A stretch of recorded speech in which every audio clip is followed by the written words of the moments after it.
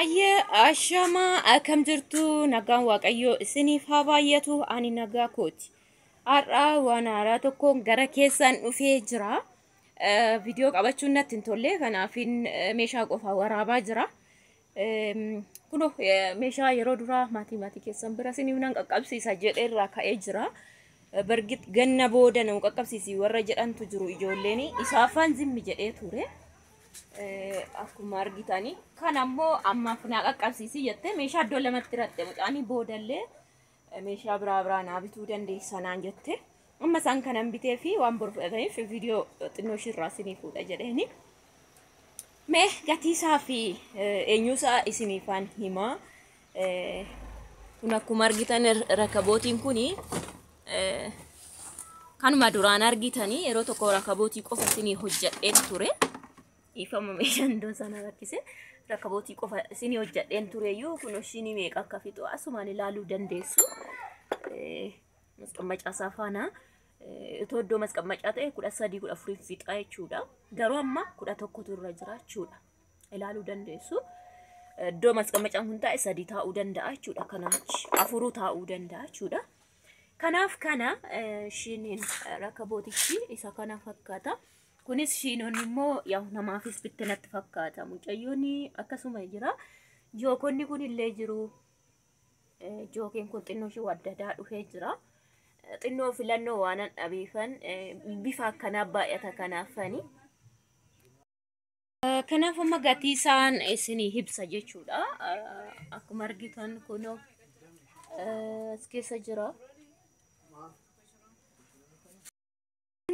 Masoobichi immoo masoobii inni suni yaa masoo warqeen beektu danteelota faanan bitee danteelis gabaadhumaan bitee asumaan ilaallachuu dandeessu warra duraan isa ajajatanii chee godhachuu bara dandeessu. Kunis kanuma daabbooti jechuudha. Isin garuu guddaa isaa ilaaltanii biddeenafis godhachuu dandeessu. Kan migiraa baay'ee naman simatu.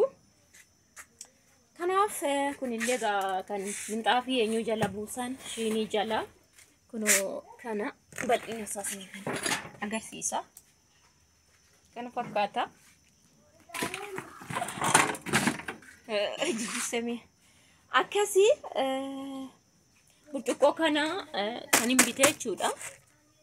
2,000 jedhu garuu 900 nan biteani 900 jechuudha. Shiinota kana birrii 600 fi 50 hin bitee normaal isaan kana jechuudha. 12,600 fi 50 bite rakabooti akkuma argitan 600 duraan inni isinitti hime 900 kanaa fi kana walitti jechuudha. Masoobiin immoo 500 inni kunis 500 kunis 500 garuu sun immoo 2,000 nan bitanii jechuudha sasan. Yaw yeroo dabalus qaba 900 yookiin 2,000 waan ta'in bite gaanaan irraa fadhadhiifama suuqiin nagadaa ijoollee. Nah, anyway satkana duraan surumaayyuu 2,800 bitame kan koosun 2,800 bitame argitanii jirtu mana keessatti jechuudha.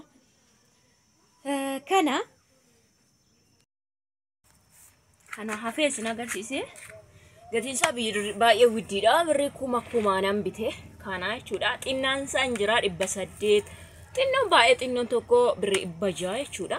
Kun meetira tokko natti fakkaate. Baay'ee tokko nama simata eenyuudhaaf jechuudha. 3 bite akkuma argitan laddoo sana 2tu jira. So kana fakkaata. Meetira tokko jechuun baay'ee bal'aadha. Kan maabiraatii sana fa'in rakabootii sana baay'ee bareedudha jechuudha.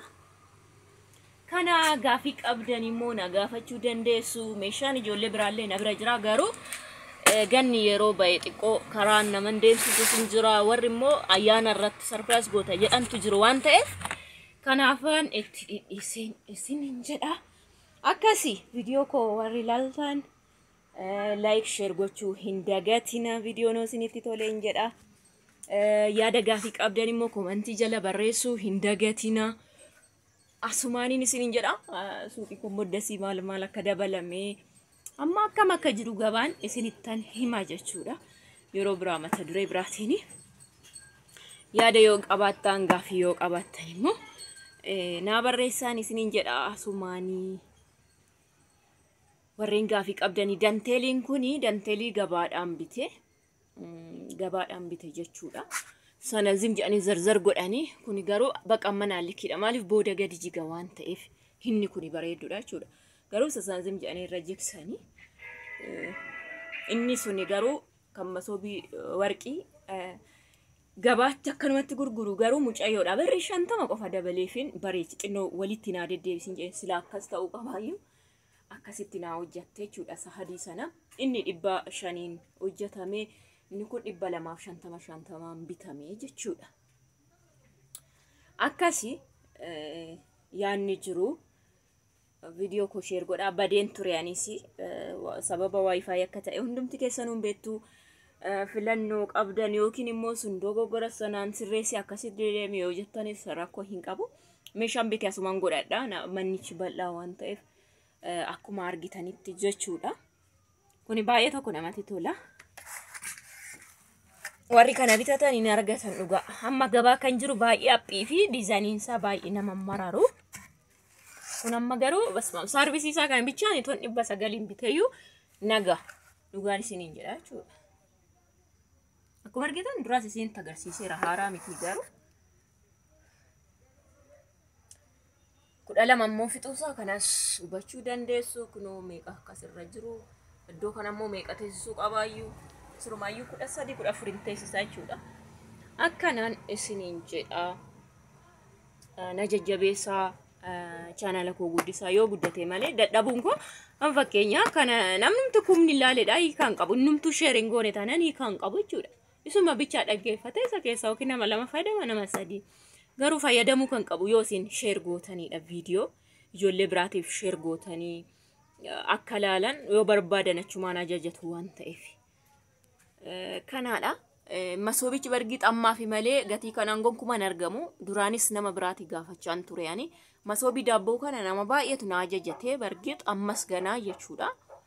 Kuni kan amma bitamee jirudha malee masoobiin daabboo kun masoobii warqees ijoolleen nama baay'eetu natti himate isaan kana kan ammaaf biteedha malee jechuudha. Kanaaf baay'ee zarzar goote isa kana mucayyoonis isa kana xinnoo shi gaggabaadhaan naa bitan sanuma.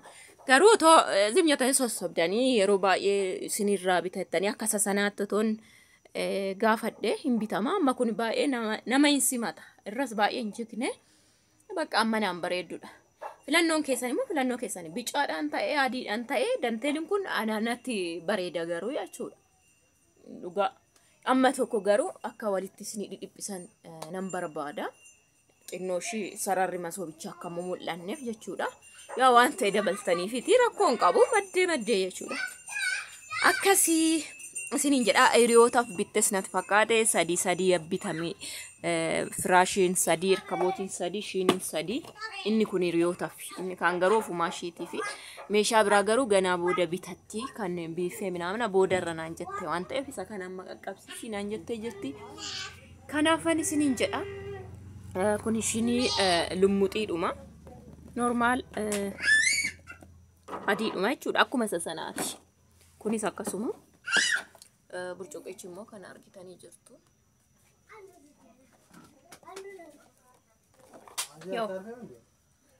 Biifee fi ayyaanaaf yeroo ta'utti jechuudha. Jookii qaba waan ta'eef bareedduudha. Duwwaa bituurra immoo jookii faana waan bittan jookii ganaa qophaa bituurra naamna jechuudha. Maaliif jookii faana baay'ee nama simata. Naasaa qamu didee rakkoon qabu. Bakka kana yaada qabdan barreessaa nagatti.